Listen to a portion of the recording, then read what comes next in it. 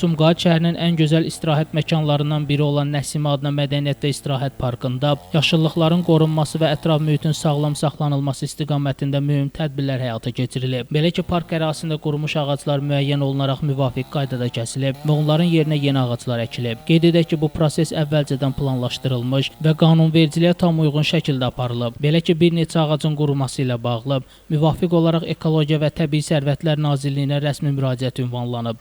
Nazirliyin əməkdaşları tərəfindən aparılan monitorinq və qiymətləndirilmə işlərindən sonra həmin ağacların bioloji olaraq tam quruduğu müəyyən edilib. Yalnız bundan sonra kəsintiyə razılıq verilib. Aparılan yoxlamalar zamanı məlum olub ki, 197 ağac insanların həyatı üçün böyük təhlükə yaradır. Ekologiya və Təbii Sərvətlər Nazirliyindən alınan rəydən sonra 500 ağac əkildikdən sonra həmin 197 ağacın kəsiminə başlanılıb. Əkilən ağaclar parkın landşaftına uyğun seçilib və onların kök salması üçün mütəmadi suvarma və qulluq işləri görülür. Şəmstan Fikrətli, Elbrus İsmailov, bugün informasiya proqramı üçün.